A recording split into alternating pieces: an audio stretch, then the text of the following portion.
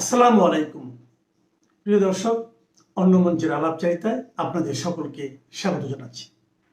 সুপ্রিয় দর্শক শ্রোতা মণ্ডলী, আপনারা এই মুহূর্তে আমাকে যে যেখান থেকে শুনছেন এবং পরবর্তী যে যেখান থেকে শুনবেন, আপনাদের সকলকে জানাই আমি আমার প্রাণঢালা অভিনন্দন এবং শুভেচ্ছা। তো আজকের হেডলাইন এবং ব্যানার দেখে বুঝতে পারছেন যে আমি কি বিষয়টা নিয়ে কথা বলবো। আসলে এই মুহূর্তে বাংলাদেশে কি চলছে এবং এগুলো কিভাবে চলছে সেই বিষয়টা আগে একটু বুঝে নিন, তাহলে আপনার পরবর্তী অংশ রয়ের কার্যক্রম ক্লিয়ারলি বুঝে যাবেন। তো চলুন তাহলে শুরু করা যাক। এই মুহূর্তে বাংলাদেশের সামনে আছে একটা গাজর ঝুলানো ইলেকশন। সুতরাং ইলেকশন যখন হবে ওরা বলছে, তাহলে ইলেকশনে জিততে হলে আপনাকে কি করতে হবে? প্রচণ্ড ভারত বিদ্বেষী হতে হবে। কারণ ভারত বিদ্বেষী না হলে আপনার জিতার সম্ভাবনা নেই। আর সাথে সাথে কি হইতে হবে? আওয়ামী বিদ্বেষী হইতে হবে, ফেসিস্টের বিদ্বেষী হইতে হবে। কারণ আপনাকে বুঝাইতে হবে যে এই ফেসিস্টই ছিল যে ইন্ডিয়ার তাবেদার। সুতরাং ভারত এবং আওয়ামী লীগ বিরোধী হইলেই আপনাকে জিতার ক্ষেত্রে 50% এগিয়ে দিবে। তাহলে এই অবস্থায় আপনাকে কি করতে হবে? এই যে এখন যেমন ভারত বিদ্বেষী চলতেছে, মিছিল মিটিং, কথায় কথায় ভারত, যা নাই তা সবকিছুই ভারত, সবকিছুই আওয়ামী লীগ। এইটা হচ্ছে যে একটা প্ল্যান। আর এই প্ল্যানটার পেছনে কাজ করতেছে কারা? পাকিস্তানের আইএসই এইটারে দিচ্ছে। যেহেতু বাঙালি, আমাদের বাংলাদেশের অনেক লোকই বুঝে হোক না বুঝে হোক ভারত বিদ্বেষী, তাদের এই সেন্টিমেন্টটাকে কাজে লাগানোর জন্য এই কাজটা করাই যাচ্ছে। এরপর আছে চায়না। চায়না এখানে কিছু পয়সা ঢালছে, যে চায়না এখানে চাইতেছে এই ভারত বিদ্বেষী গ্রুপটাকে চায়না পয়সা করে দিয়ে তোমরা এগুলো চালায়া যাও, তাহলে ভারত একটা প্রেসারে থাকবে। আর এই ফাঁকে চায়না ভারতের বর্ডারের আশপাশে যেখানে যেখানে পারা যায় সেখানে সেখানে তারা ইন্টার মানে বিল্ডিং, বিমানবন্দর, অমুক তমুক তুলবে, রাডার স্টেশন এই সেই তুলবে, যেটা বোঝানো হচ্ছে না না এটা বাংলাদেশ করতে যাওয়ার মূলত ইনভেস্ট চায়না, যে চায়নাই ওখানে থাকবে। আর থার্ড থিং যেটা, সেটা ওই যে আগেই বলছি যে পাকিস্তান। পাকিস্তান কি চায়? পাকিস্তান হচ্ছে যে ভারতকে ব্যতিব্যস্ত রাখো। কারণ 4700 কিলোমিটার, এটা কিন্তু কম বড় না, বিশাল বর্ডার। এই বর্ডারে ভারতকে ব্যতিব্যস্ত রাখো, তাহলে ভারত এখানে সৈন্য সমাবেশ ঘটাবে। সৈন্য সমাবেশ ঘটালে সে অন্যান্য জায়গা থেকে সৈন্য এনে হইলেও এই দিকে দিতে হবে। আর এদিকে দিতে তাদের যে চিন্তা, তাহলে তারা ওই যে আপনার কাশ্মীর অঞ্চল আছে সেখান থেকে হয়তো কিছু সৈন্য এদিকে সরাবে। সরালে তারা তাহলে তাদের আকাম করতে সুবিধা হয়। সুতরাং পাকিস্তান তো এখানে লাগেই আছে যে এইটা করো, অশান্তিতে বাংলাদেশ থাক, বাংলাদেশে মরুক ধরুক বাঁচুক, তাতে কোনো সমস্যা নাই। ইন্ডিয়ান বিদ্বেষ চালু রাখতে পারে। এই ইন্ডিয়ান বিদ্বেষ চালু রাখার জন্যই হচ্ছে যে পাকিস্তান সেই কিলিং মিশনের নামে, যেমন যেমন আপনারা দেখলেন যে হাদি কিলিং। হাদি কিলিং মানে কি? হাদিকে কিল করাই দিল, ভারত বিদ্বেষ চাঙ্গা, সবাই ভারতের দিকে চোখ, যে হ্যাঁ ভারতের করেছে। এগুলো করতে করতে আবার সেই পাইকারা করলে ওই দিক দিয়া ওই যে হিন্দু ভদ্রলোক যাকে মারা হইলো, 22 বছর না 26 বছরের যুবককে মারা হইলো, সেটা দিয়ে ইন্ডিয়ার ভেতরে উত্তেজনা তৈরি করাই দিল। যেমন ইন্ডিয়ার হিন্দু লোক খেপে গেল, কি রে বাবা আমাদের এই হিন্দু লোকটাকে মারছে। এখানে কিন্তু ডাবল গেম খেলতেছে কিন্তু পাকিস্তান। কারণ পাকিস্তানের কথা হচ্ছে একটা যুদ্ধ বাজানোর উপায়, যে কোনোভাবে লাইগা রাখলেই ওরা ওই সাইড থেকে, তাদের দরকার কাশ্মীর, তাদের বাংলাদেশ দরকার নেই এখন, তাদের দরকার হচ্ছে কাশ্মীরটা খেয়া দেওয়া। সেটি হচ্ছে তাদের মূল কারণ। কারণ তারাও জানে এই বাংলাদেশকে নিয়ে তারা কন্ট্রোল করতে পারবে না। যে বিচ্ছুর জাত এটা কন্ট্রোল করে, তার হচ্ছে কাশ্মীর খাওয়া তাদের জন্য সবচেয়ে ভালো। এটা হচ্ছে যে পাইকাদের। এবং ইউএসের কাজটা কি? ইউএস হচ্ছে যে, যেহেতু চায়নাকে কন্ট্রোল করা ছিল তাদের সবচেয়ে মূল জিনিস, যার কারণে তারা ইন্ডিয়াতে বেস করতে চাইছিল, ইন্ডিয়া রাজি হয় না, বাংলাদেশে চাইছে, শেখ হাসিনা রাজি হয় না। সুতরাং দোনোটাই, শেখ হাসিনা ইন্ডিয়ান সরকার এবং ইন্ডিয়ান এবং বাংলাদেশ, শেখ হাসিনা সহ মিলে এরা আমাদের বেস করতে দেয়নি। সুতরাং এখানে কি করো? এইখানে করো যে একটা অশান্তি তৈরি করে রাখো তাদের মধ্যে। এর বেশি ইউএস এর আসলে আর কোনো ডিমান্ড এই মুহূর্তে নাই। যেখানে একটা গ্যাঞ্জাম বাধায় রাখো যাতে ভারত নতজানু হয় ইউএস এর কাছে। তো এই যখন অবস্থা, এগুলো সবগুলা, এই যে আপনারা যেটা বললাম যে ইলেকশন, চায়না, পাকিস্তান, ইউএসএ, ইন্ডিয়ার যে কর্মকাণ্ড, এগুলো সবটাই কিন্তু ওই ইলেকশন কেন্দ্রিক। কোন ইলেকশন? 26 ফেব্রুয়ারির যে ইলেকশন, সেই ইলেকশন। এখন ভারতের বিষয়টা দেখেন, ভারত নিউক্লিয়ার কান্ট্রি, তাদের কাছে পারমাণবিক বোমা আছে। তারা বাংলাদেশ বেশি বাড়াবাড়ি গেলে একটা পারমাণবিক বোমা মারলেই সব শেষ। আর বাংলাদেশে একটা মাইরে দিলে সারা ওয়ার্ল্ড এসে যে ইয়েরে মারবে, ইন্ডিয়ার মারবে, সেটা সেই দুঃসাহস কেউ দেখাবে না, কারণ সবাই জানে যে এর কাছে আছে, মাইরে দিতে এরা পাগল। ঠিক আছে। এরপর হচ্ছে যে আপনার ভারতের, সেটা হচ্ছে সংখ্যালঘুর ব্যাপারটা, যে সংখ্যালঘু সম্প্রদায় যেটা বাংলাদেশে আছে, যদি ভারত বাংলাদেশের উপর আক্রমণ চালায়, তাহলে প্রচুর পরিমাণের যারা সংখ্যালঘু আছে বা সংখ্যাগুরু আমরা মুসলমানও যারা আছি, তারাও হয়তো বর্ডার ভেদ করে ইন্ডিয়ার দিকে চলে যাব। কারণ হচ্ছে এই দেশে যখন অস্থিতিশীল হয়ে যাবে, যেমন ধরেন আপনার একটা বোমাতে যদি পদ্মা সেতু চলে যায়, একটা বোমাতে যদি ফেনীর ব্রিজটা উড়াইয়া দেয়, আর দুই চারটা বোমা দুই চার দিকে পড়লে আমাদের পুরা ইনফ্রাস্ট্রাকচার যা আছে সব শেষ। মানে বিল্ডিং থেকে ব্রিজ, নদী, নালা, খালবি সব 70% ধ্বংস হয়ে যাবে উইদিন 24 ঘন্টায়। তা মানুষ তখন নিরাপদ আশ্রয় খোঁজার জন্য ভারত যাবে, কারণ ওইদিকে মায়ানমার যাইতে পারবে না, ওইখানে বন্দুক যুদ্ধ, এদিকে বঙ্গোপসাগরে পড়বে না, মানুষ তখন নিরাপদের জন্য কোথায় যাবে? ভারতের দিকে যাবে। তার কারণটা কি? কারণ হচ্ছে আমার বাংলাদেশ তো সেই সক্ষমতা না যে ভারতের বিভিন্ন জায়গায় মারবে, সেটা নাই। বিশাল দেশ, এটা যে কোনো এক জায়গায় পাবলিক ঢুকা যাইতে পারবে। এই হচ্ছে যে ভারতের অবস্থা। তাহলে এখন আপনারা এই দুইটা যে আমার পাইকারা বাংলাদেশে যা করতেছে, ইউএস চায়না মিলিয়ে তা, এবং ভারতের যা যা আছে এটা দিলাম। এখন ভারতের রয়ের প্ল্যান কি? ভারতের রয়ের যে প্ল্যান, সেই প্ল্যানটা সম্ভবত এরকম, যে চায়নাতে কিছু ক্যাম্প আছে, ট্রেনিং ক্যাম্প, যারাই চায়নার সরকারের বিরুদ্ধে বলে তাদের ধরে নিয়ে যায় আপনার ইয়েতে, ওই ক্যাম্পে নিয়ে যায়। 6 মাস পরে, 2 মাস পরে বাইরে সবাই কয় যে চাইনিজ গভর্নমেন্ট এ তো খোদা কেমন। তো এইরকম একটা ক্যাম্প করার যদি চেষ্টা করে ভারত, তাহলে ইউএন ফিউএন ধরে বসবে, এই জন্য ওরা এই দিকে যাবে না। ওরা কিন্তু সারা বর্ডারে এখন সৈন্য দিয়ে রাখছে, বিশাল দেশ, প্রচুর সৈন্য আছে, তারা দিয়ে রাখছে। এখন তারা এই সৈন্য দিয়ে রেখে তারা দুইটা কাজ, একটা হচ্ছে যে সৈন্য আছে তাদের এর প্রেশার, তাহলে এর যেহেতু এখানে সৈন্য আছে, বাংলাদেশকে বিভিন্ন অঞ্চল থেকে সৈন্য এনে বর্ডারে দিতে হবে, কোনো উপায় নেই। তো বাংলাদেশের কাছে যেই সৈন্য আছে, এই সৈন্য দিয়া 4500 কিলোমিটার বর্ডার ওনারা পারবেন না। এখানে নদী আছে, পাহাড় আছে, বন আছে, সুন্দরবন আছে, এগুলো কি করবেন? ভারত এখন চোরা চালান 90% স্টপ করে দিবে, 10% খোলা রাখবে। 10% খোলা রাখবে কোনগুলো? মাদক চোরাচালান যেগুলো হয় ভারত থেকে, যেসব মাদক বাংলাদেশে, ওইটা ফ্রি ওপেন করে দিবে র। তার মানে হচ্ছে যে ফেন্সিডিল যেটা এখন 2000 2500 টাকায় কিনা হয়, সেটা হয়তো 200 250 300 টাকায় পাবেন আগামী 15 দিন পর থেকে। ফ্রি হয়ে যাবে, ফ্রি করে দিবে এদিকে। বিভিন্ন অস্ত্র চোরাচালান যেটা আগে প্রতিরোধ করতো ভারত, ওগুলো নর্মাল করে দিবে। নর্মাল আছে মানে এগুলো নিয়ে তাদের কোনো টেনশন থাকবে না। তবে চাইল, ডাইল, আটা, ময়দা, সুজি, তেল, চিনি, মরিচ, এগুলোর উপর তারা বিশেষ কঠোর হবে, যাতে আপনারা না খাইয়া মরেন। কারণ হচ্ছে যে যখনই এগুলো আস্তে আস্তে অলিখিতভাবে যখনই বন্ধ করা শুরু করবে, তখনই আপনার দেশে সব কিছুর দাম বাড়বে।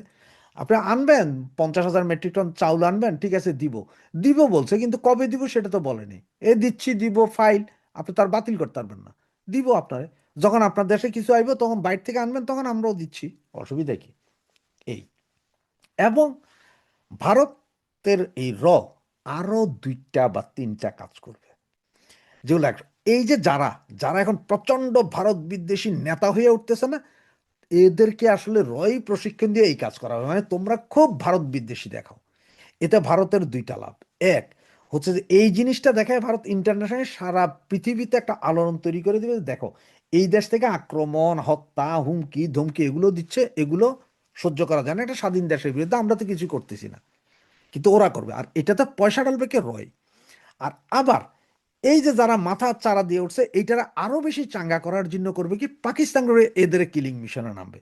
তার মানে হচ্ছে ধরেন ওই যে হাদিরে পাকিস্তান মারাইছে, মারানোর পরে সারা বাংলাদেশে উঠে গেছে কি ভারত বিদ্বেষী। সুতরাং কালকে হয়তো হাসনাত, পরশু দিন হয়তো হাসনাত আবদুল্লাহ, তার পরের দিন হয়তো নাহিদ, এরপরে হয়তো পাটোয়ারি, এরপরে হয়তো কালা রাফি, খানতালাত রাফি, এইভাবে করে একজনের পর একজন ফালাইতে থাকবে কারা? পাকিস্তানি কিন্তু এদেরকে আবার এই ভারত বিদ্বেষী বানাবে কারা? ভারতের মারবে কারা? পাকিস্তান কাহিনী পরিষ্কার।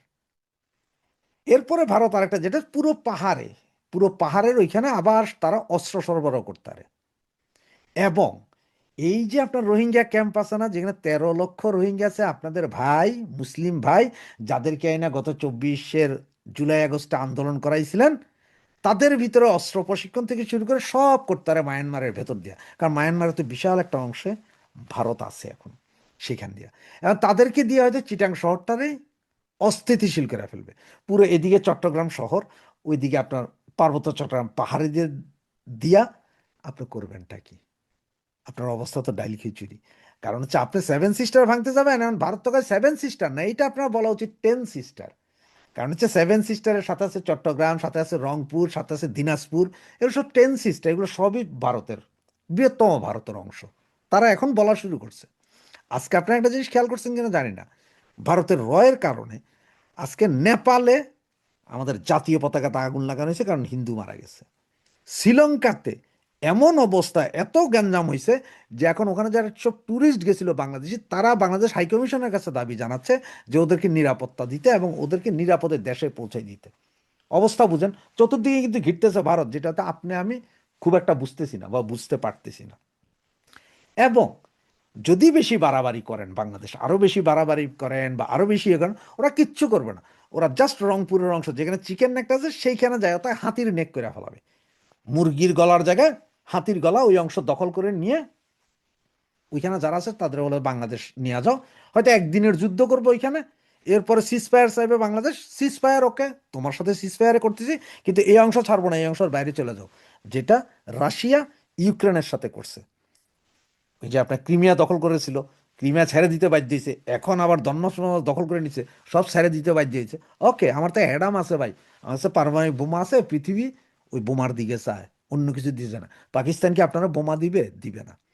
তো কাজ করবে এগুলো। এখন ভিতরে ভিতরে প্রথম আপনাদেরকে এমন বিতৃষ্ণা বানাইবো, এই মাদক চোরাচালান তারা এখন আর কন্ট্রোল করব না, স্বতন্ত্রভাবে ঢুকতে দিবে। অস্ত্র চোরাচালান তারা কন্ট্রোল করবে না, ঢুকতে দিবে। পাহাড়ে ওরা অস্ত্র দিয়ে দিবে। কক্সবাজারের রোহিঙ্গা ক্যাম্প ওরা খেপাই দিবে, যাতে ওই কক্সবাজার সহ ওই যে আমাদের মুংডু টাউনশিপ আরাকান রাজ্য, এটা পুরাটা নিয়ে স্বাধীন একটা রাষ্ট্র হয়ে যায়। ওরা ওই কাম করে দিবে। আর ওই কাম করে দেওয়ার সাথে সাথে আপনাদের এই বঙ্গুদের ওই যে ভারত বিদ্বেষীটা, সেটার হোগা ফাইনাল মারা যাবে। এটা বইলা রাখলাম। আর ভারত দুই একদিনের ভিতর দেখেন এমন একটা করিডোর চালু করবে যেখান থেকে ম্যাক্সিমাম হিন্দুরা ওই পারে চলে যেতে পারবে, ওদেরকে ওইখানে রাখবার। এইটা যেদিন থেকে শুরু হবে, মনে রাখবেন যে সেদিন থেকে 48 ঘন্টার ভিতরে আপনারা রংপুর দিনাজপুরের ওই সাইড বহুত অংশ হারাইয়া ফেলবেন। অতিরিক্ত বাড়াবাড়ির ফল যা হয়, তো বলবো আপনারা চিল্লাইতে থাকেন, চিল্লান। এই যে আপনাদের বঙ্গু পররাষ্ট্র উপদেষ্টা বলছে যে ভারতে দিল্লিতে বাংলাদেশ হাইকমিশনের সামনে কেন গেল এরা, এটার বিচার চাই। এখন ভারত বলতেছে তোমার দেশে বাংলাদেশে 3টা অঞ্চলে আমাদের এম্বাসির ভেতরে ঢুকে আক্রমণ করছো, আগে সেইটা বলো। এবং এইটাই হচ্ছে যে হেডেক সারা পৃথিবীতে। 2টা জিনিস নিয়ে এখন বেশি হেডেক, এক ভারতীয় এম্বাসিতে আক্রমণ, এটা যেমন দেখানো হয়েছে, এবং দ্বিতীয় দেখানো হচ্ছে ওই যে ইয়েতে মাল্লা জ্বালাইয়া দিলে আগুন, এইটা এখন ইন্টারন্যাশনাল, এটা কানাডার কোর্টে পর্যন্ত আলোচনা হচ্ছে, কানাডার সংসদে আলোচনা হয়েছে। কালকে থেকে তো পৃথিবীর বিভিন্ন জায়গায় আলোচনা হবে। দেখতে থাকো, হ্যাঁ, কি কি করে এবং কিভাবে করে, কত সুন্দর পলিসিতে করে। আর তোমরা এই যে বঙ্গু হাদির মতন যারা আছে, সাউয়া মাউয়া ছিঁড়া, আরো কত সাউয়া তোমাদের ছিঁড়া রাস্তায় পইরা থাকে। কারণ হচ্ছে যে তোমাদের বন্ধু যখন পাক, তাদের নাই কোনো আর না পাক। জয় বাংলা। প্রতিবেশী বাংলাদেশ ভারতের তপ্ত করাইয়ের সম্পর্ক কোনোভাবেই স্বাভাবিক হচ্ছে না, উল্টো বাড়ছে দূরত্ব আর কূটনৈতিক উত্তেজনা। রূপ নিয়েছে কূটনৈতিক টাগ অফ ওয়ারে। উত্তেজনার পারদ এতটাই বাড়ছে যে দেশ দুটি কূটনৈতিক তৎপরতা সীমিত করার কথাও ভাবছে। বাংলাদেশের পররাষ্ট্র উপদেষ্টা 21 ডিসেম্বর সে ইঙ্গিত দিয়ে বলেছেন, পরিস্থিতি খারাপ হলে দূতাবাসের কর্মকর্তাদের সীমিত করার পদক্ষেপ নিতে পারে বাংলাদেশ। আর নিরাপত্তার অভাবে বাংলাদেশের চট্টগ্রামে ভিসা কেন্দ্র বন্ধ রেখেছে ভারত। চট্টগ্রাম, রাজশাহী ও খুলনায় ভারতীয় দূতাবাসের আঞ্চলিক কার্যালয় লক্ষ্য করে হামলার চেষ্টায় ঘোলাটে হয়েছিল পরিস্থিতি। তবে দুই দেশের সেনাপ্রধানের মধ্যে টেলিফোনে আলাপ সেই পরিস্থিতিকে ঠান্ডা করেছিল। কিন্তু বাংলাদেশের ময়মনসিংহের ভালুকায় এক হিন্দু তরুণকে পিটিয়ে হত্যার পর আগুনে জ্বালিয়ে দেওয়ার ঘটনা আবারও উস্কে দেয় উত্তেজনা। পাল্টা জবাবে দিল্লিতে বাংলাদেশ হাই কমিশনের সামনে বিক্ষোভ করে একটি দল। এই সময় বাংলাদেশের হাই কমিশনারকে হত্যার হুমকি দেওয়ার অভিযোগ এসেছে বাংলাদেশের সংবাদ মাধ্যমে। ঘটনার একদিন পর ভারত দাবি করেছে দিল্লিতে বাংলাদেশ হাইকমিশনের সামনে বিক্ষোভের সময় কোনো নিরাপত্তা হুমকি তৈরি হয়নি। তবে এই দাবি সরাসরি প্রত্যাখ্যান করে হাইকমিশনের জন্য যথাযথ নিরাপত্তা না দেওয়ার অভিযোগ তুলেছেন পররাষ্ট্র উপদেষ্টা তৌহিদ হোসেন। বাংলাদেশের পররাষ্ট্র উপদেষ্টা অভিযোগ করেছেন, চরমপন্থীরা নিরাপত্তা অঞ্চলের মধ্যে ঢুকলো কিভাবে। পররাষ্ট্র উপদেষ্টার এই অভিযোগ যদি সত্যি হয়, তাহলে পাল্টা প্রশ্ন উঠছে, চট্টগ্রামে ভারতের ডেপুটি হাই কমিশনের বাসার সামনে গিয়ে হামলা চালিয়েছিল কিভাবে। প্রতিবেশী দুই দেশের মধ্যে এমন কূটনৈতিক টাগ অফ ওয়ার নজিরবিহীন। প্রশ্ন উঠছে, এই অবস্থা কি বাকযুদ্ধে সীমাবদ্ধ থাকবে, নাকি আরো জটিল হতে পারে পরিস্থিতি? তেমন কিছু হলে কি অপেক্ষা করছে সামনের দিনে? দেশের ভেতরে সীমাহীন অস্থিরতা, সহিংসতার জেরে এমনিতেই জনজীবনে যখন না বিশ্বাস, তখন দেশের সীমানা ছাড়িয়ে ছড়িয়ে পড়া উত্তেজনার ফল কি হতে পারে? গত 12ই ডিসেম্বর ইনকলাব মঞ্চের মুখপাত্র শরীফ ওসমান হাদি গুলিবিদ্ধ হন এবং তার সন্দেহভাজন হামলাকারী ভারতে পালিয়েছেন, এমন খবর সামাজিক মাধ্যমে চাওয়ার হওয়ার পর ঢাকায় মূলত ভারত বিরোধী প্রচারণার নতুন গতি পায়। এরপর থেকে প্রতিদিনই দুই দেশের সম্পর্ককে ঘিরে কোনো না কোনো উত্তেজনার খবর গণমাধ্যমে প্রকাশিত হতে দেখা যাচ্ছে। সবশেষ খবর হলো 20 ডিসেম্বর দিল্লির উচ্চ নিরাপত্তা বেষ্টিত চাণক্যপুরী এলাকায় যা ঘটেছে তা নিয়ে কূটনৈতিক নিরাপত্তার ক্ষেত্রে বাংলাদেশের পক্ষ থেকে বিরাট প্রশ্ন তোলা হয়েছে। 18 ডিসেম্বর ময়মনসিংহের ভালুকায় দীপু চন্দ্র দাস নামক এক যুবককে ধর্ম অবমাননার অভিযোগে পিটিয়ে হত্যা করা হয় এবং পরবর্তীতে তার মৃতদেহ গাছে বেঁধে আগুন ধরিয়ে দেওয়া হয়। এই বর্বর হত্যাকাণ্ড কেবল বাংলাদেশে নয়, ভারতের জনমানুষও তীব্র প্রতিক্রিয়া সৃষ্টি করে। 20 ডিসেম্বর এই ঘটনার প্রতিবাদে অখণ্ড হিন্দু সেনা নামক একটি সংগঠনের প্রায় 20 থেকে 25 জন যুবক 4-5টি গাড়িতে করে দিল্লির রাধাকৃষ্ণন মার্গে অবস্থিত বাংলাদেশ হাই কমিশনের মূল গেটের সামনে গিয়ে হাজির হয়। কিন্তু এই বিক্ষোভের প্রকৃতি এবং বিক্ষোভকারীরা যে মাত্রায় হাই কমিশনের কাছাকাছি পৌঁছতে পেরেছিল তা নিয়ে দুই দেশের মধ্যে পাল্টাপাল্টি আখ্যান তৈরি হয়েছে। দিল্লিতে বাংলাদেশ হাই কমিশনের কর্মকর্তারা বিবিসি বাংলাকে জানিয়েছেন, শনিবার রাত 9টার দিকে হাই কমিশনের সামনে হিন্দু চরমপন্থীদের একটি দল বিক্ষোভ করে। তারা বাংলাদেশ হাউজের মূল ফটকের সামনে উপস্থিত হয়। এ সময় তারা বাংলাদেশ বিরোধী বিভিন্ন স্লোগান দেয়। তারা ভারতে নিযুক্ত বাংলাদেশের হাই কমিশনার রিয়াজ হামিদুল্লাহকে গালিগালাজ করে বলেও বিবিসি বাংলা খবরে দাবি করা হয়। কিছুক্ষণ অবস্থানের পর এক সময় তারা সেখান থেকে চলে যায়। শনিবার রাতের ওই ঘটনা নিয়ে বাংলাদেশ হাই কমিশন থেকে কোনো আনুষ্ঠানিক বক্তব্য দেয়া হয়নি। রবিবার দুপুর নাগাদ বাংলাদেশের কয়েকটি সংবাদ মাধ্যম এ খবর দিলেও ভারত কিংবা বাংলাদেশ কর্তৃপক্ষের তরফে কোনো পক্ষ থেকে প্রথমে বিষয়টি নিশ্চিত করা হয়নি। ভারতের পররাষ্ট্র মন্ত্রণালয়ের মুখপাত্র রণধীর জয়সওয়াল বলেছেন, এই ঘটনা নিয়ে বাংলাদেশের কিছু গণমাধ্যমে বিভ্রান্তিকর প্রচারণা লক্ষ্য করা গেছে।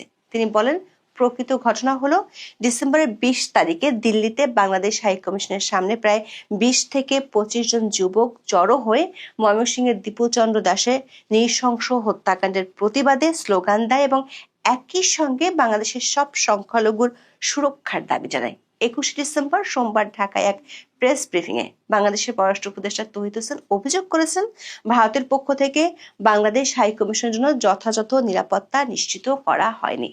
তৌহিদ হোসেন কথা বলার আগেই ভারতের পররাষ্ট্র মন্ত্রণালয় একটি বিবৃতি দেয়। সেই বিবৃতির পর তৌহিদ হোসেনের প্রতিক্রিয়া পরিস্থিতির টাগ অফ ওয়ারে রূপ নিল। ভারতের পররাষ্ট্র মন্ত্রণালয়ের বিবৃতিতে 3টি বিষয় উঠে এসেছে। প্রথমত, ভারতের দাবি অনুযায়ী বিক্ষোভটি ছিল ছোট এবং কয়েক মিনিটের মধ্যে পুলিশ তাদের সরিয়ে দিয়েছে। দ্বিতীয়ত, ভিয়েনা কনভেনশন অনুযায়ী ভারত বিদেশি মিশনের নিরাপত্তা দিতে সম্পূর্ণ প্রতিশ্রুতিবদ্ধ। এবং তৃতীয়ত, বাংলাদেশের সংখ্যালঘুদের উপর ক্রমবর্ধমান আক্রমণের বিষয়ে ভারত অত্যন্ত উদ্বিগ্ন। ভারতের এই বিবৃতিতে বিক্ষোভকারীদের হাই কমিশনের মূল ফটকে পৌঁছানোর বিষয়টি নেই। জয়সওয়াল দাবি করেন যে বিক্ষোভকারীরা ফেন্স বা নিরাপত্তা বেষ্টনী ভাঙার কোনো চেষ্টাই করেনি। দিল্লির এই বিবৃতি আসার কয়েক ঘন্টা পরেই বাংলাদেশের পররাষ্ট্র উপদেষ্টা মোহাম্মদ তৌহিদ হোসেন সাংবাদিকদের সামনে আসেন। তার বক্তব্য ছিল একদম ঝাঁঝালো। তিনি দিল্লির এই প্রেস নোটকে পুরোপুরি প্রত্যাখ্যান করলেন। তিনি প্রশ্ন তুললেন, দিল্লির মতো সুরক্ষিত কূটনৈতিক অঞ্চলের একদম গভীরে 20 থেকে 30 জন লোক কিভাবে পৌঁছালো? সচরাচর এমন বিক্ষোভে পুলিশ অনেক আগে আটকে দেয়, বড়জোর স্মারকলিপি দিতে 1-2 জনকে আসতে দেয়। তৌহিদ হোসেনের ভাষায় ভারত পুরো বিষয়টিকে অত্যন্ত সাধারণ বা ওভার সিম্পলিফিকেশন করে ফেলেছে, যা বাস্তব পরিস্থিতির সাথে মেলে না। তবে বাংলাদেশের দু একটি সংবাদ মাধ্যমে দিল্লির হাই কমিশনারকে হুমকি দেওয়ার যে খবর প্রকাশিত হয়েছে সেটি নিশ্চিত করতে পারেনি পররাষ্ট্র উপদেষ্টা। অন্যদিকে ভারতের পররাষ্ট্র মন্ত্রণালয় বিবৃতিতে উল্লেখ করেছে, ওই ঘটনার ভিজুয়াল এভিডেন্স জনগণের জন্য উন্মুক্ত, চাইলে সেটি যে কেউ দেখে নিতে পারেন। বাংলাদেশের পররাষ্ট্র উপদেষ্টা বলেছেন তার কাছে প্রমাণ নেই, কিন্তু শুনেছেন বাংলাদেশের হাই কমিশনারকে হত্যার হুমকি দেওয়া হয়েছে। তিনি প্রশ্ন তুলেন, সেখানে এসে তাকে হুমকি দেবে কেন? এই ঘটনার পর থেকে দিল্লিতে হাই কমিশনার পরিবার ঝুঁকি বোধ করছে এবং হুমকি অনুভব করছে বলে জানান তৌহিদ হোসেন। এরপর পররাষ্ট্র উপদেষ্টা যে শঙ্কার কথা জানিয়েছেন সেটি দেশ দুটির মধ্যকার সম্পর্কের আরো অবনতির ইঙ্গিত দেয়। তিনি বলেছেন, পরিস্থিতি আরো খারাপ হলে দূতাবাসের কর্মকর্তাদের সীমিত করার পদক্ষেপ নিতে পারে বাংলাদেশ। পররাষ্ট্র মন্ত্রণালয়ের একাধিক সূত্র বলছে, ভারতে কর্মরত কর্মকর্তাদের মানসিক প্রস্তুতি নিয়ে রাখতে বলা হয়েছে। তবে কিন্তু মুদ্রার উল্টো পিঠও আছে। তৌহিদ হোসেন যখন দিল্লি নিরাপত্তা নিয়ে কথা বলছিলেন তখন প্রশ্ন উঠেছে, তাহলে চট্টগ্রাম, খুলনা আর রাজশাহীতে ভারতীয় সহকারী হাই কমিশনের কি হবে? যদি দিল্লির 20 থেকে 25 জন যুবককে আটকানোই ভারতের দায়িত্ব হয়, তবে বাংলাদেশের চট্টগ্রাম, রাজশাহী এবং খুলনায় ভারতীয় সহকারী হাই কমিশনের যে হামলা ও বিক্ষোভ হলো সেটিকে তিনি কিভাবে ব্যাখ্যা করবেন? ডিসেম্বরের মাঝামাঝি সময় ইনকিলাব মঞ্চের নেতা শরীফ ওসমান বিন হাদির মৃত্যু বাংলাদেশের তীব্র ভারত বিরোধী মনোভাব তৈরি করে। হাদির মৃত্যুর খবর ছড়িয়ে পড়ার সাথে সাথে 19 ডিসেম্বর রাতে চট্টগ্রামে ভারতীয় ডেপুটি হাই কমিশন এলাকায় ভাঙচুর ও বিক্ষোভ হয়। বিক্ষোভকারীরা ইটের টুকরো ছুঁড়ে কার্যালয়ের ক্ষতি সাধন করে। একই ধরনের উত্তেজনা বিরাজ করছিল রাজশাহী ও খুলনাতেও, যার ফলে ভারত সেখানে ভিসা কার্যক্রম স্থগিত করতে বাধ্য হয়। চট্টগ্রামে ভারতীয় ডেপুটি হাই কমিশনার বাসভবনে ইট পাটকেল নিক্ষেপ করা হয়েছে, যার ফলে ভারত সেখানে অনির্দিষ্টকালের জন্য ভিসা কার্যক্রম স্থগিত করতে বাধ্য হয়েছে। আবার প্রকাশ্যে জনসভায় সরকার সমর্থক এক নেতা বাংলাদেশ থেকে ভারতীয় হাই কমিশনারকে লাথি দিয়ে বের করে দেওয়ার হুমকিও দিয়েছিল, কিন্তু এ বিষয়ে বাংলাদেশ সরকারের পক্ষ থেকে কোনো প্রতিক্রিয়া পাওয়া যায়নি। দর্শক, উভয় দেশই তাদের ভূখণ্ডে থাকা বিদেশি মিশনের নিরাপত্তা নিশ্চিত করতে আংশিক বা পূর্ণাঙ্গভাবে হিমশিম খাচ্ছে। দিল্লির পক্ষ থেকে উল্টো বলা হয়েছে, বাংলাদেশে উদ্ভূত পরিস্থিতির উপর নজর রাখছে ঢাকার দূতাবাস এবং সংখ্যালঘুদের উপর আক্রমণে উদ্বেগ ও নৃশংসতার বিচার দাবি করছে। তবে বাংলাদেশের পররাষ্ট্র উপদেষ্টা দীপু দাসের উপর এই বর্বর হামলা এবং নৃশংস হত্যাকাণ্ডের ঘটনা সংখ্যালঘু নির্যাতন হিসেবে মানতে নারাজ। তার ভাষায় এটি বাংলাদেশের একজন নাগরিকের হত্যাকাণ্ড। দর্শক, পরিস্থিতি যেদিকে এগোচ্ছে তাতে মনে হচ্ছে সামনের দিনগুলোতে সংখ্যালঘু ইস্যু নিয়ে পরিস্থিতি আরো জটিল হওয়ার আশঙ্কা থেকে যাচ্ছে। যদিও রাজনীতি আর কূটনীতি যখন ঝগড়ায় ব্যস্ত, তখন এক অদ্ভুত শান্ত চিত্র দেখা গেছে সামরিক মহলে। খবর হলো, ভারতীয় সেনাপ্রধান জেনারেল উপেন্দ্র দ্বিবেদী বাংলাদেশের সেনাপ্রধান জেনারেল ওয়াকারুজ্জামানের সাথে কথা বলেছেন। সেনা প্রধানদের এই কথোপকথনের মূল বিষয়বস্তু ছিল সীমান্তে উত্তেজনা প্রশমন এবং বিশেষ করে দীপু চন্দ্র দাসের হত্যাকাণ্ড ও ওসমান হাদির মৃত্যুকে কেন্দ্র করে উদ্ভূত জনরোষ সামলানো। ভারতের আশঙ্কা ছিল যে বাংলাদেশে বিরাজমান অস্থিরতা সীমান্ত পাড়ি দিয়ে তাদের উত্তর পূর্বাঞ্চলের রাজ্যগুলোতেও প্রভাব ফেলতে পারে। অন্যদিকে বাংলাদেশের সেনাপ্রধানের জন্য এই যোগাযোগ ছিল আগামী 2026 সালের ফেব্রুয়ারিতে নির্ধারিত সাধারণ নির্বাচনের আগে অভ্যন্তরীণ নিরাপত্তা নিশ্চিত করার একটি কৌশল। ভারতীয় গণমাধ্যমগুলোর খবরে বলা হয়েছে, জেনারেল ওয়াকারুজ্জামান ভারতকে এই মর্মে আশ্বস্ত করেছেন যে বাংলাদেশে ভারতীয় সম্পদ সম্পূর্ণ সুরক্ষিত আছে। তবে দুই সেনাপ্রধান কথা বললেও ভারত তার চিকেন নেক সীমান্তে সামরিক শক্তি আরো জোরদার করছে। বিশেষ করে ভারতের 7 সিস্টার্স নিয়ে এনসিপির হাসনাত আব্দুল্লাহর মন্তব্যের পর ভারতের উচ্চপদস্থ সেনা কর্মকর্তারা 2 দফা সীমান্ত সফর করেছেন। দর্শক, ভারত ও বাংলাদেশের বর্তমান পরিস্থিতিকে একটি শীতল কূটনৈতিক যুদ্ধ বলা যেতে পারে, যেখানে শব্দের লড়াই চলছে ঠিকই, কিন্তু তলে তলে সামরিক সহযোগিতার সূক্ষ্ম সুতোটিও এখনো ছিঁড়ে যায়নি। বর্তমানে দুই দেশের সম্পর্ক রাজপথের আবেগ এবং ডিজিটাল প্রোপাগান্ডা নিয়ে নিয়ন্ত্রিত হচ্ছে। একদিকে দীপু চন্দ্র দাসের হত্যাকাণ্ড, অন্যদিকে ওসমান হাদির মৃত্যু। এই দুই ইস্যু দেশ দুটির কূটনীতিকে যেন রোলার কোস্টারের ময়দানে নামিয়ে দিয়েছে। প্রশ্ন হলো, দুই দেশের উত্তেজনার পারদ কি শেষ পর্যন্ত রক্তক্ষয়ী যুদ্ধের দিকে গড়াবে, নাকি সব পক্ষের শুভ বুদ্ধিতে পরাজিত হবে রক্তনেশা? ইন্ডিয়ান সেনাবাহিনী প্রধান এবং বাংলাদেশ সেনাবাহিনী প্রধান, বাংলাদেশ সেনাবাহিনী প্রধান বিগত এক সপ্তাহ ধরে হাদি গুলি খাওয়ার পর থেকে প্রচুর চেষ্টা করছিল ইন্ডিয়ান সেনা প্রধানের সাথে কথা বলার জন্য, পারেননি। সর্বশেষ উনি কথা বলতে পেরেছিলেন, সেটা হচ্ছে যে আপনার শুক্রবার রাতের বেলা কথা বলতে পেরেছিলেন। কারণ আপনারা একটা ভিডিও হয়তো আজকে সকলেই দেখছেন, আজকে এই মুহূর্ত থেকে দেখছেন আপনারা, সেটা আমিও চেষ্টা করছি আপনাদের দিয়ে দেওয়ার জন্য সাউন্ডলেস করে, আমার মাথার উপরে হয়তো দিয়ে দিব, ছোট করে দেখেন যে শুক্রবার বিকাল 3:30 পৌনে 4টার দিকে বাংলাদেশ থেকে কিছু জঙ্গি ইন্ডিয়াতে ঢুকার চেষ্টা করছিল এবং সেখানে ইন্ডিয়ান সেনাবাহিনী গুলি করে সেখানে 3 জনকে মেরে ফেলে, হত্যা করে সোজা। কারণ বর্ডার এলাকায় এখন পুরো যুদ্ধ অবস্থা বিরাজ করছে, সেখানে 3 জনকে হত্যা করে, বাকিরা যদিও পালিয়ে যেতে পারে। এই বিষয়টা যখন হয়, এরপরে আবার সেনাপ্রধান চেষ্টা করে এবং শুক্রবার রাতে প্রায় নাকি বাংলাদেশ সময় রাতের 1টা বা 1:30টার দিকে ওনার সাথে কথা হয়। ওনার সাথে কথা হলে তখন ইন্ডিয়ান সেনাপ্রধান বলে যে আপনারা জঙ্গি উৎপাদন করছেন, আপনারা তো বলেছিলেন যে জসিমউদ্দিন রহমানি এবং বাকি জঙ্গিরা সবাই ইন্ডিয়া পাকিস্তান পালিয়ে গিয়েছে, কিন্তু একজনও তো পাকিস্তান পালায় নাই, সবাই এইখানে আছে, বাংলাদেশে আছে। এবং তিনি তখন এই যে ছবিটা এখন দেখছেন, এই ছবিটা ফেসবুকেই ছিল, সকলে দেখেছি আমরা, এই ছবিটা দেন। এবং তিনি বলেন যে আজকে এই যে রাতের বেলা চট্টগ্রামে আমাদের এম্বাসিতে যে আক্রমণ হয়েছে, সেই আক্রমণে জঙ্গি গোষ্ঠীর দ্বারা করানো হয়েছে এবং সেখানে একজন গার্ড আহত হয়েছে, সেটাও এই জঙ্গি গোষ্ঠীরা করেছে। এবং এটা রাষ্ট্রীয় মদতে আপনারা এটা করছেন। তো এইভাবে যেহেতু আপনারা করছেন, সুতরাং আপনারা তো যুদ্ধ চান, তো যুদ্ধ হলে আপনারা কয় সেকেন্ড পারবেন, কত মিলি সেকেন্ড পারবেন? কারণ আপনাদের যে কয়টা সেনা ক্যাম্প আছে প্রতিটাতে একটা করে ব্রাহ্মস মারলে আর দেখা যাবে না আপনাদেরকে, আপনার টোটালি শেষ। এবং সবগুলো ক্যাম্পে মারাও লাগবে না, হয়তো একটা মারলেই আপনার দেশ শেষ। তো 71-এ আমরা আপনাদেরকে স্বাধীনতা যুদ্ধে আপনাদের দেশকে আমরা স্বাধীন করে দিয়েছিলাম।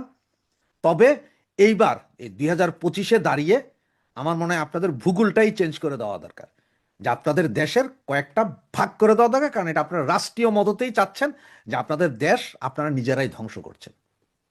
এই সমস্ত কথার এক পর্যায়ে আমাদের সেনাপ্রধান বলে যে না, আমরা এগুলো করি নাই, আসলে আমরা কি করব, তবে আপনি আমার উপর বিশ্বাস রাখতে পারেন, বাংলাদেশের মাটি ব্যবহার করে কোনো সন্ত্রাসী কার্যক্রম চলতে দিব না, আমরা দেখছি, আমরা ঠেকাবো। এরপরেই সেনাপ্রধান উঠে পড়ে লাগেন, পুরো শুক্রবার রাত সমস্ত ওই জঙ্গিবাদী গোষ্ঠীগুলোর সাথে কথা বলেন এবং বলেন যে এইসব বিপ্লবী সরকার মরকার বাদ দেন, উল্টাপাল্টা করলে কালকে সেনাবাহিনী তার নিজস্ব রূপে ফিরবে। আর সেটার প্রমাণ একটুখানি দেখিয়েছেন উনি। সংসদ ভবনের ভিতরে যখন জঙ্গিরা ঢুকছিল তখন সেনাবাহিনী ওখানে দাঁড়িয়ে সংসদ ভবন রক্ষা করেছেন। এখন আপনি একটু মনে করেন তো, 2024-এর 5ই আগস্ট যেদিন সংসদ ভবন বঙ্গভবন হামলা হয়েছিল, সেদিন সেনাবাহিনী সহযোগিতা করেছে বরঞ্চ ঢুকার জন্য। আর গতকাল ওনারা সংসদ ভবন রক্ষা করেছেন, ভাঙা সংসদ ভবন আবার একটু রক্ষা করেছেন। তার মানে হচ্ছে যে ওই যে পাছারের নিচে যখন তারাবাতি লাগাইয়া দিছে যে এটা ফুটবে এইবার, তখনই ওনারা এসে সামনে দাঁড়িয়েছেন, না আমরা দেশ রক্ষা করি। এবং ইন্ডিয়ান সেনাপ্রধান এইটাও বলছেন যে বাড়াবাড়ির শেষ, আমরা যুদ্ধাবস্থায় আছি, এটা আমাদের আগেরই ডিক্লার, পাকিস্তানের সাথে আমরা যুদ্ধাবস্থায় আছি দেশ। এবং আপনাদের দেশ থেকে, বাংলাদেশ থেকে যে অবস্থা চলতেছে তাতে আমরা যে কোনো সময় ইনভেনশন করতে পারি, ঢুকে যাব। আর আমরা ঢুকাও লাগবে না, আমরা ড্রোন এবং ব্রাহ্মস দিয়ে আপনাদেরকে উইদিন 10 সেকেন্ড সব ধ্বংস করে দিব। একদম সরাসরি হুমকি দিয়েছেন নাকি সেনাপ্রধান, ইন্ডিয়ান সেনাপ্রধান বাংলাদেশের সেনাপ্রধান। এবং এইটাও বলছেন যে আপনাদের দেশে যে 8 জন পাকিস্তানি সামরিক কর্মকর্তা গত 3 মাস ধরে আপনাদেরকে ট্রেনিং দিয়েছে জঙ্গিদেরকে, তাদের নাম ঠিকানা সহ কোথায় আছে সব দেওয়ার পরও আপনারা তাদেরকে পালিয়ে যেতে সাহায্য করছেন। সেনাবাহিনীর মদতে পালিয়ে গেছে এরা, এই পাকিস্তানি জঙ্গি গোষ্ঠীর লোকেরা, হিজবুত তাহরিরের লোকেরা, এরা সব আপনাদের মদতে পালিয়ে গেছে। এবং এটাও জিজ্ঞেস করেছেন বৃহস্পতিবার রাতে আপনারা 16টা ড্রোন উড়াইয়া কোথায় কোথায় আমাদের সেনাবাহিনী আছে, ক্যাম্প আছে, এগুলোর ছবি তোলাইছেন। সেখানে আপনারা 4টা ড্রোন হারিয়েছেন, বাকিগুলো বাঁচলো, 4টা ড্রোন আপনারা হারিয়ে ফেলেছেন, গুলি করে ভূপাতিত করা হয়েছে, যেগুলো আপনাদের ড্রোন। এবং কি নিয়েছে সেই ছবিগুলো এখন আমাদের কাছে আছে, এগুলো আমরা সব আমাদের কাছে, কারণ ওই 4টা ড্রোন গুলি করার পরে ইন্ডিয়ার মাটিতেই ভূপাতিত হয়েছে এবং ওগুলো নিয়ে ওনারা দেখছে। তো সব কথা শোনার পরে এখন আমাদের সেনাপ্রধানের শুধু 2 হাঁটু না, 3য় নাম্বার হাঁটু সহ কাঁপা শুরু হয়েছে। কারণ হচ্ছে যে মাইর যদি দেয় ইন্ডিয়া, তখন ইন্ডিয়া তো আর পাবলিক মারবে না, মারবে তো সেনারে। আর সামনে যাবে কারা? সেনা। এই ভয়ে এখন পুরো সেনাবাহিনীতে তটস্থ। এবং আপনারা সকলেই জানেন যে গত পরশুদিন সেনাবাহিনীর 6 জন সৈনিকের লাশ এসেছে, জাতিসংঘে অধীনে কাজ করতে গিয়ে যে মারা গেছে, তাদের জাতীয় পতাকাটা পর্যন্ত কপালে জুটেনি, তাদের লাশগুলো দাফন হয়েছে, কোনো কেউ জানেও না। কিন্তু এখানে সবাই হাদি হাদি হাদি হাদি আছে, যার মুখ খারাপ, নোংরা, বস্তির এক পোলার জন্য একদম জাতীয় বিপ্লব করে ফেলছেন, ওনারা ইসলামী বিপ্লব করবেন। সব গতকালই, আসলে গতকাল তো সরি, শুক্রবার রাতেই সেনাবাহিনীর বৃহৎ অংশ, যারা যুদ্ধ চায় না, যারা চায় না যে কোনো অশান্তি হোক, যারা দেশটাকে শান্ত চায়, শুধুমাত্র এক সেনাপ্রধানের কারণে তারা কিছু করতে পারতেছে না, তাদের প্রেসারে পড়া সেনাবাহিনী প্রধান ওদের ডাইকে আইনা কথা বলতে হয়েছে। সেনাবাহিনী প্রধান ইউনুসকে বলতে বাধ্য হয়েছে যে স্যার এগুলো একটু বাদ দেন এই মুহূর্তে, কারণ হচ্ছে যে এইখানে যদি এরকম কিছু হয় তাহলে ইন্ডিয়ান সেনাবাহিনী অ্যাটাক করে বসবে। কারণ হচ্ছে যে যেই হিন্দু লোকটাকে মারা হয়েছিল, জ্বালায় দেওয়া হয়েছিল, মেরে আধমরা অবস্থায় আগুন জ্বালিয়ে দেয়, সেই বিষয়ে ইন্ডিয়ান সেনাপ্রধান কথা বলেছেন। এবং এগুলো সব মিলিয়ে পরিস্থিতি খুবই উত্তপ্ত এই মুহূর্তে। তবে আজকে আরেকটা ভিডিও আপনাদের, আজকে না হোক কালকে সকালে হলে আপনারা আরেকটা পাবেন, রয়ের টোটাল, ইন্ডিয়ান সেনাবাহিনীর টোটাল প্ল্যান এবং রয়ের কর্মকাণ্ড নিয়ে আপনাদের দ্বিতীয় একটা ভিডিও দিব, যেটাতে আপনারা আরও জানবেন কি কি হচ্ছে বাংলাদেশকে নিয়ে। এবং বাংলাদেশ যে পাকিস্তানের বুদ্ধিতে একটা যুদ্ধ চাইতেছে, এবং সেই যুদ্ধে এই বাঙালিদের যে ডট ডট মারা যাবে এটারও গ্যারেন্টি আছে। কারণ ইন্ডিয়া সেনাবাহিনী বাংলাদেশে ঢুকতে হবে না, 2 জায়গাতে 2টা ম্যাসাকার করে দিলেই বাংলাদেশ শেষ, 4 টুকরো হয়ে যাবে বাংলাদেশ। এবং সেটার দিকেই সম্ভবত বাংলাদেশ যাচ্ছে।